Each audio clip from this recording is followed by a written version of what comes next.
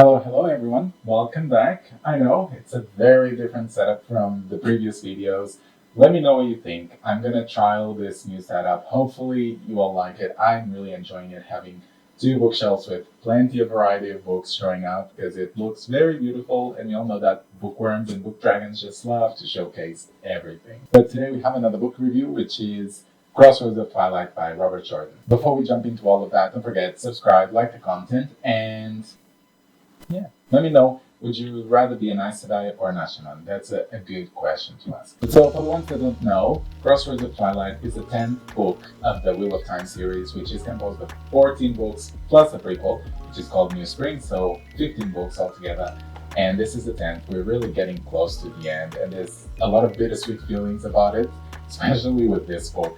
But continuing with what Wheel of Time is, this is an epic fantasy series. It's considered a classic to so many people, me included. It's my favorite book series, or fantasy series specifically, and I'm rereading it with friends, and it's been an amazing journey rereading this.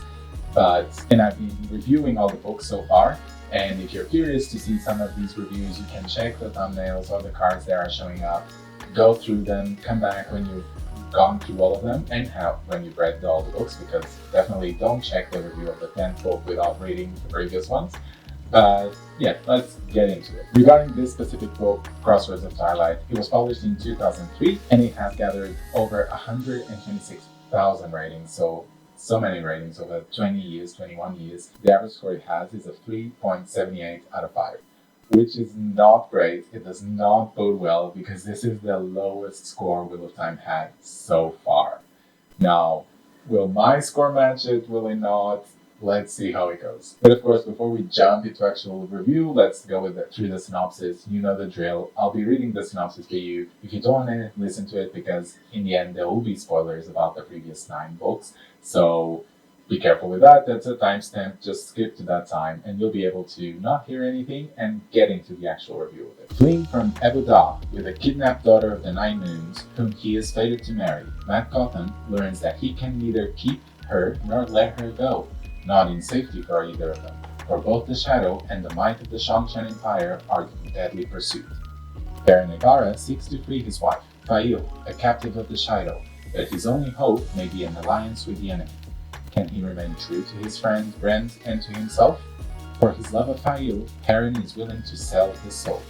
At Tar Valon, Egwene Alvear, the young Emerlin of the rebel Aes Sedai, lays siege to the heart of Aes Sedai power, that she must win quickly, with as little bloodshed as possible. For unless the Aes Sedai are reunited, only the male Ashaman will remain to defend the world against the Dark One, and nothing can hold the Ashaman themselves back from total power except the Aes Sedai and a unified White Tower. In Andor Clan, Elaine Tracan fights for the Lion Throne that is hers by right, but enemies and dark friends surround her, plotting her destruction. If she fails, Andor may fall to the Shadow and the Dragon Reborn with it. Randall Thor, the Dragon Reborn himself, has cleansed the Dark One's stain from the male half of the true source, and everything has changed. Yet nothing has, for only men who can channel believe that Saidin is clean again, and the man who can channel is still hated and feared, even one prophesies to save the world. Now Rand must gamble again, with himself at stake, and he cannot be sure which of his allies are really enemies. Okay, with this synopsis, that was a bit bigger than expected. Let's go through the previous scores that we've gotten for other books, and I'm not going to have all of them here because then it would just be scores going through all of my face, but we have for at least the last 6 or so. But as you can see, from the 6th book, there has been a bit of a drop, and especially considering that the previous 3 books, the 4th, 5th, and 6th, had really good scores, and then suddenly we went to 3.8, then 4.2, and again the 9th, 7th, 4.2 as well. But I mean, stabilizing is good. Let's see how the 10th book fares, especially comparing that Goodreads score. Let's start with plot, or lack thereof. This will probably be a comment that will happen a lot throughout the review, but there was a lot of nothing in it. Or I should say, this book had a lot of nothing in it. Starting with the plot. When I started this book, I was ready to explore the world, especially with the momentous moment that happened at the end of book 9 with the cleansing of Saidin.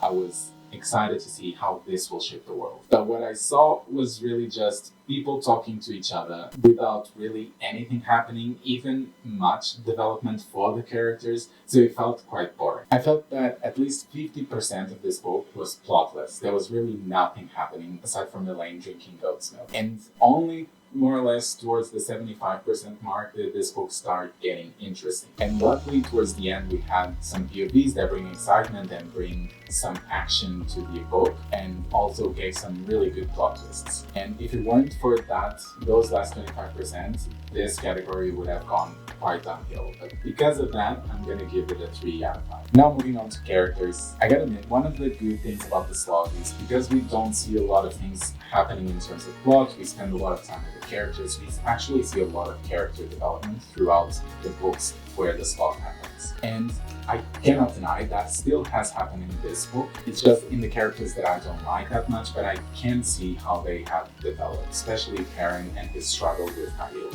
And it's good. There is development, not only in terms of their personality, but also in the way that they deal with other people, their relationships and their arcs. So altogether, they have some development. But it's funny that in this book in specific, I was finding some of the side characters more exciting than the actual protagonists. And that tells me a bit that even the protagonists are not getting that much interest and their plots are just meandering so much that when something changes to another character, I'm like, ooh, this is more exciting. So there's that drawback about character. And I think it's also a really good thing because what Robert Jordan did by having these side characters POVs, we can actually see what's happening in other parts of the world and see how the plans are going on in that side and how they will eventually affect our main characters. So it's good to have that side of the perspective. And so because of that, for this category, I'm going to give it a 4 out of 5. As for world building, which has always been a strong point for Wheel of Time, I think this is another one of the categories that benefited from the Slog. Because if the characters are spending so much time talking to each other, and a lot of these characters are involved with the magic systems of this world, then we are bound to learn more about them. Either that, or we're just bound to learn more about their cultures because Robert Jordan wrote this in a way that there are so many cultures clashing with each other that they need to learn how to deal with one another and how to not break traditions or create these awkward social encounters. And then again, towards the end, those 25%, we have a lot of things that really deepen the world and help us explore other parts of it. And I think it's amazing how Robert Jordan was able to think so deeply about this world that he incorporated economics and resource management, things like that, that you wouldn't really think much,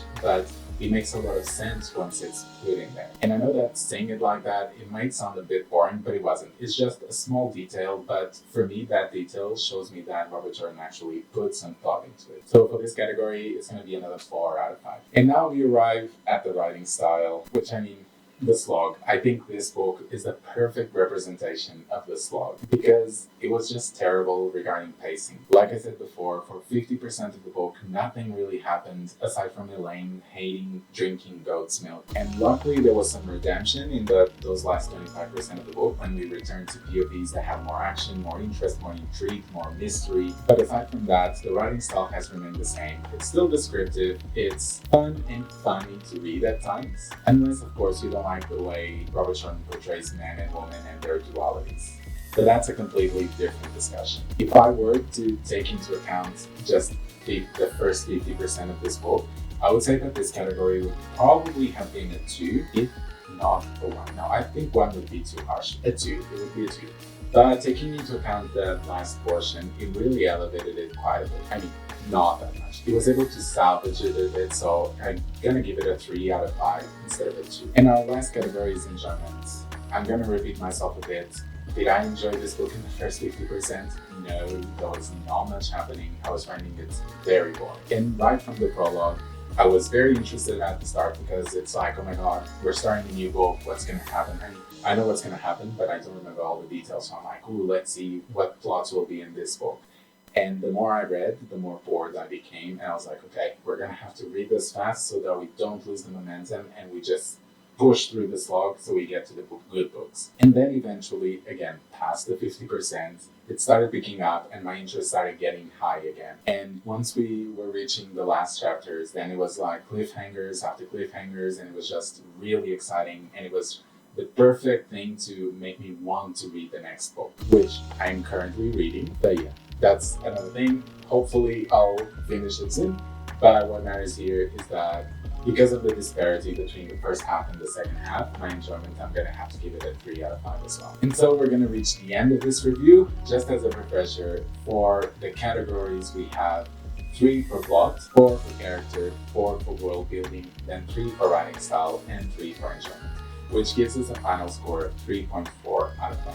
I know, it's even worse than the Goodreads score, and it's quite low for all the Wheel of Time books. It's the worst so far. And it makes me feel a bit bad because I really love Wheel of Time, but I gotta admit, this book was very slow. It had a lot of failings in terms of pacing, so I can't deny that. And what I know is that soon it'll get better, and the next books will just be greatness after greatness, and especially the last one. I cannot wait to read that one. But now I want to know your opinion. Let me know, have you read this book? Have you gone through the slog and you're in the good parts of Wheel of Time again? Comment down below and let me know what you thought of the last video I published of Wheel of Time, where I commented about the first half of Wheel of Time. Did you like that type of content? Let me know and I will create more.